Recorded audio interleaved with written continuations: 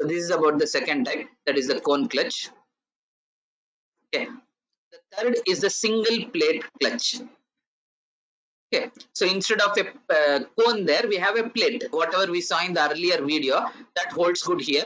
Okay, so this is the diaphragm part. Whatever we saw in the video, it's the same arrangement. See, there should be some holding mechanism. Correct. In the cone clutch we saw there was a spring. Here there is a diaphragm which will hold both the plates in tight contact.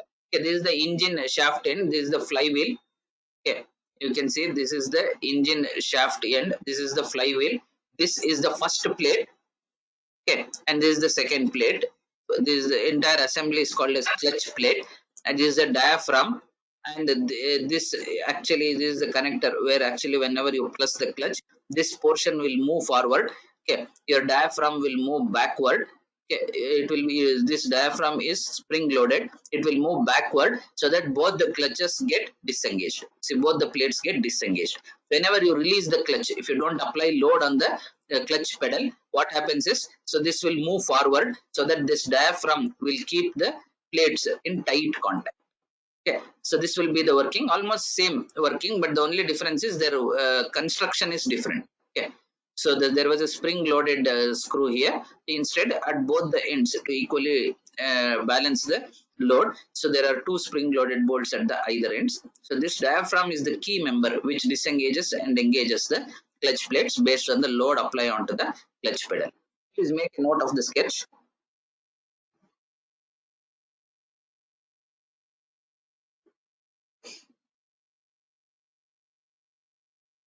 See, that is the reason I asked you to concentrate more on brakes in module 2.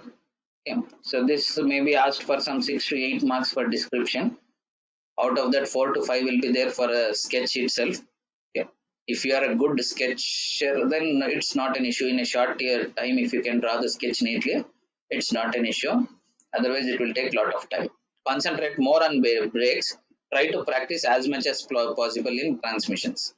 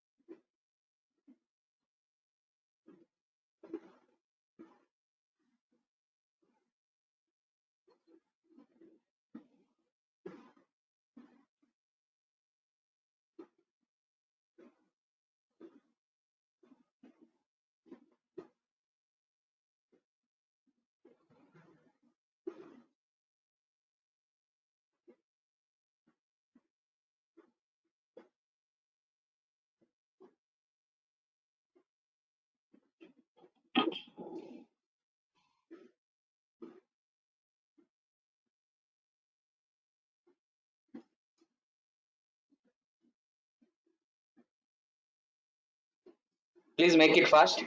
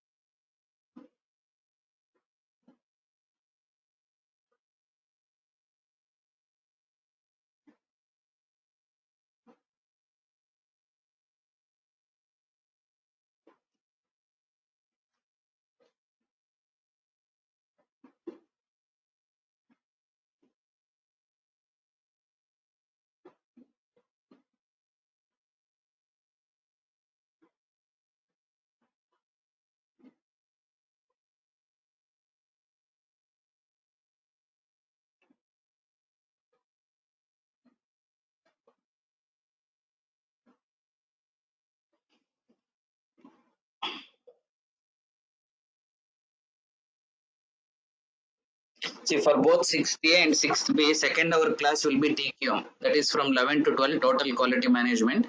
Okay, for one of the section, Atmanand sir will be handling, other section, Ravichandra sir.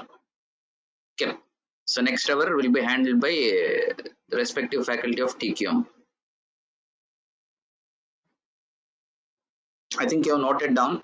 See here, almost the principle of operation will be same if they ask to explain any type of clutch. Okay, only is the construction part will be different. If you can draw the sketch and just 2 to 3 lines brief about the construction, 2 to 3 lines about the working, it is more than enough. Okay, usually it will be asked for 6 to 8 marks. Okay.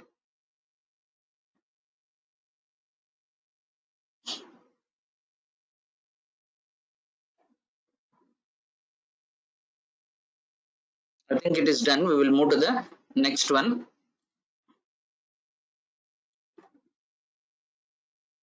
Okay, anyway, I'll share this presentation with you. There is a small video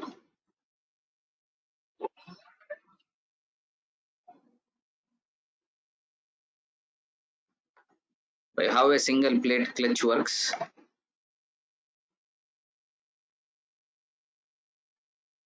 Okay, you can see the gearbox here, a clutch pedal, that blue colored one, diaphragm red color which is moving. See, when you press the clutch pedal, clearly you can see the diaphragm will move front, whereas the clutch plate will move back.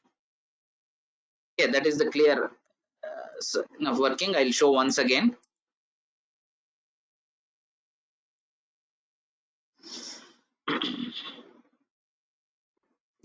In this sketch you can clearly see. Okay, just now observe the arrow there. So this blue color is the clutch pedal where you apply the load. Okay, so this is the diaphragm red color. Okay, here there are two clutch plates.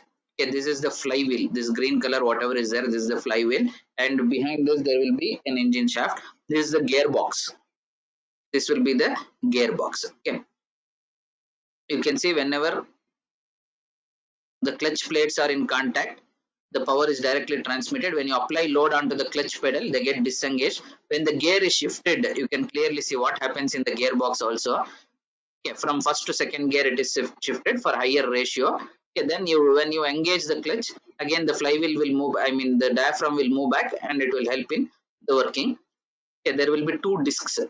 Clutch plates are made up of two components. One is the driven disc and second is the driver disc. So engine side disc is the driver disc, and the transmission or gearbox side disc is the driven disc. So this, the yellow color will be on the engine side and green color will be on the gearbox side. When they come in contact, both the shafts rotate. So just a brief about the construction we can clearly see here. This is the flywheel. Step by step it will be shown clearly here. A liner, friction liner will be there. So this is the engine shaft, clutch plate. You can see the cross section view also.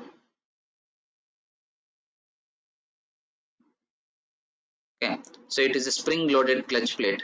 Okay, they are called as dampers to hold both the plates in tight contact. It will be usually spring loaded. The second one shows the cross section. First figure shows the side view. Okay, a pressure plate will be there. The function of the pressure plate is to hold the diaphragm properly.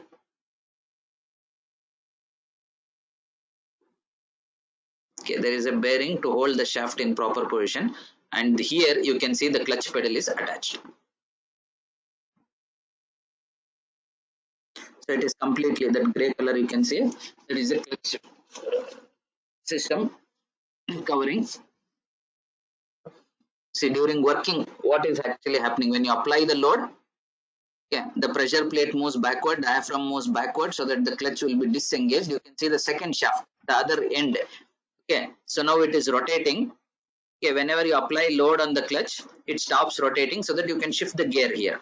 Then you can engage them by releasing the load on the clutch pedal so that both the shafts rotate. So this is how it works. I think you are getting an idea.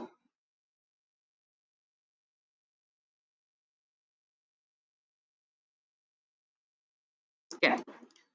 So this is a clutch plate actually. Okay, this is the cover, whatever the last gray color lining you saw. So inside this cover there will be a sleeve, whatever diaphragm you saw somewhere here. So this is the diaphragm portion. So next, coming to the next one, that is multi-plate clutch. See, the principle is same, construction is same. Instead of a single plate, there are a set of plates you can see. Okay, so there are 1, 2, 3, 4, 5, 6, 7 set of plates here. Okay. So first you take down the sketch. I'll explain in detail. Nothing is different here. Working principle is same. Instead of a single clutch, there are number of clutches used. Why we will discuss. First you take down the sketch. Please make it as fast as possible.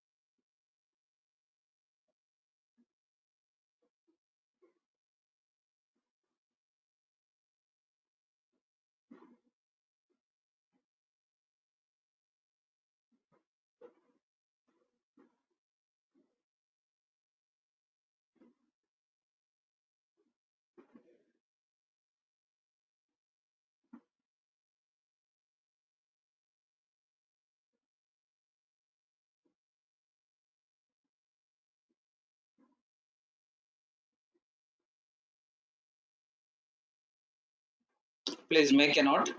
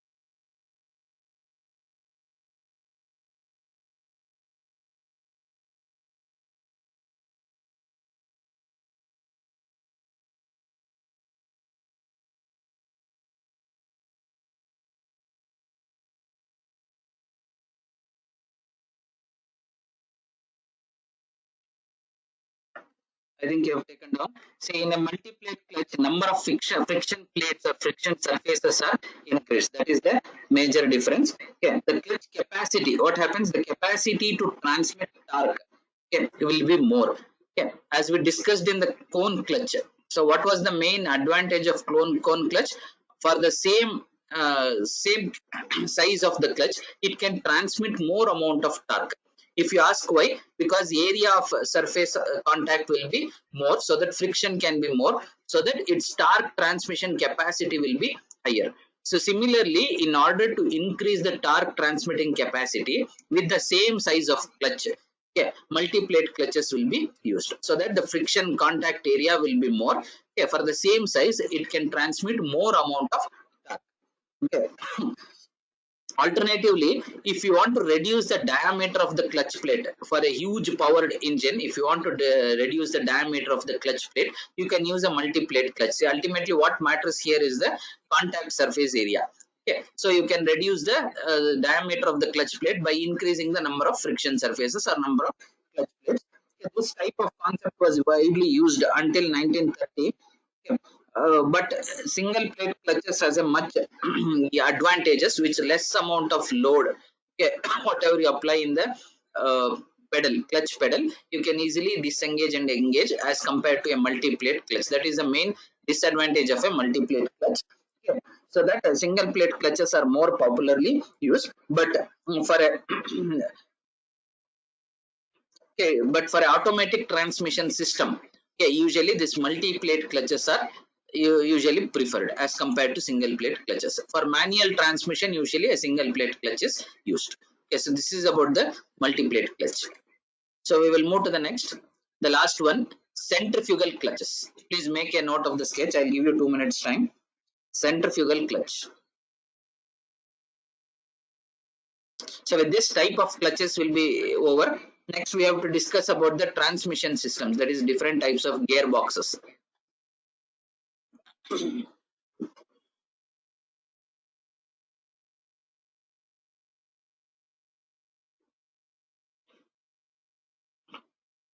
Please make it fast.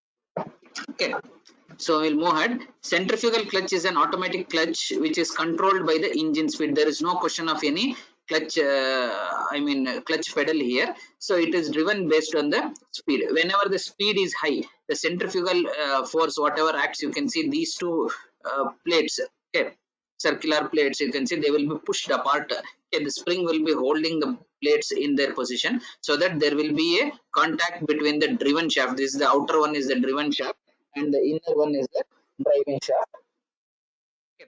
So outer is the driven shaft and inner is the driving shaft. At lower speeds, automatically the centrifugal force, whatever is there, that drops, and the contact between the driving and the driven shafts will be broken. So this is also called as an automatic clutch, which works on centrifugal force, and in turn the centrifugal force depends upon the speed of the vehicle. So the same thing is explained here. Centrifugal clutch is an automatic clutch which is controlled by the engine speed. Okay. When the engine speed increases above certain limit, the clutch automatically engages. This type of clutch design essentially consists of two members. One is the driving and other is the driven shaft. The driving member consists of two curved shoes. These are the curved shoes. You can clearly see here. Okay. They are also called as fly weights, okay, which has a frictional padding on them. This black color dark line is the friction pad on them. The shoes are anchored at one end. They are fixed at one end. Okay. Whereas in the other end, they are fixed with the help of coil springs. Okay. Yeah. How does it work? As I told you, the driving member rotates along with the engine shaft. When the engine speed increases, the centrifugal force increases, and driving and driven member come in direct contact with each other. Okay. Both driving and driven members rotate together. Okay. The clutch is said to be engaged. Whenever the speed decreases beyond certain limit, automatically the centrifugal force drops and the driving and driven member disengages. Okay. Usually in small mopeds, this type of clutch mechanism is used. Right. So we have discussed about